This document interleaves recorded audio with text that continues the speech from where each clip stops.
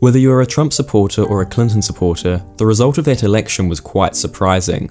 Just 3 days before the election, the Huffington Post put Trump's odds of winning at 2%, the New York Times at 15%. There were not many people who had the odds in Trump's favour. The media and political analysts got it terribly wrong. That's quite clear, and they're even admitting that.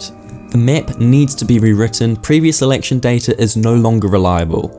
No one had any idea how deep the divisions in the United States were, and it has shocked a lot of people. Everyone is throwing insults from both camps at each other, but no one is sitting down to understand just why Donald Trump won, break down where his votes came from, and what this suggests about the American people, the factions, and the country's future. Whether you love or hate Donald Trump, it is worth to see just why he won, as it says a lot about the state of America right now. Women were thought to be extremely likely to vote for Clinton over Trump based on Trump's past problems with women, which has been all through the media recently. It was predicted that there would be an overwhelming divide between men and women's support for the candidates, but Clinton didn't do anything close to what was expected, with Trump winning 42% of the female vote and Clinton winning 54%. Comparing to the 2012 election, the numbers really were not that different, which is partly surprising for the first female presidential candidate. In the last election, Obama got 55% of the female vote and Romney received 44%. Considering 70% of voters said that Trump's treatment of women bothered them, it appears as though that wasn't enough for them to vote for her. Trump's support was also overwhelmingly white compared to black, Latino, Asian or other races, with Hillary actually winning 80% points more than Trump in black votes. But Hillary did lose 7% points with black votes compared to Obama's first-term election results. With the race vote though, it is interesting to compare just how little the Republican vote did not change from 2012 to 2016 compared to the Democrats who lost a number of votes. Trump's biggest loss when compared to Romney was with white and other, with him losing 1% with both.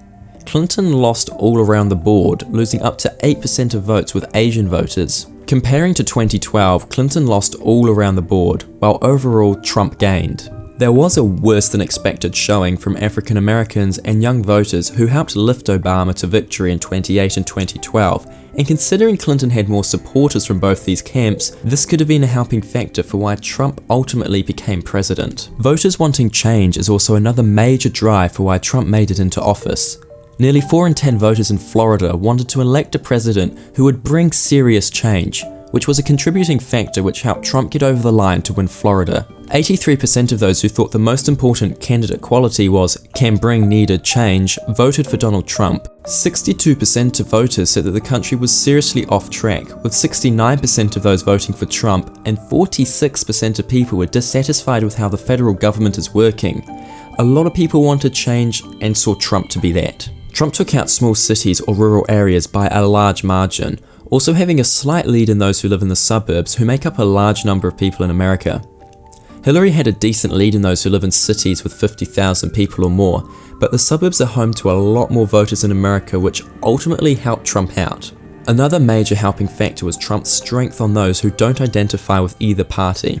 Considering independents made up 31% of 2016 voters, this is a lot of votes, and Trump managed to win 47 of those compared to Clinton winning 42%. This one simple graphic shows just how bad this election was. 41% of people said that they strongly favor their candidate, 32% of people said they liked their candidate but had reservations, and 25% of people only voted because they disliked the other candidate. With over 324 million people in the United States, it seems apparent that a large number of people felt as though they were voting for the best of two evils.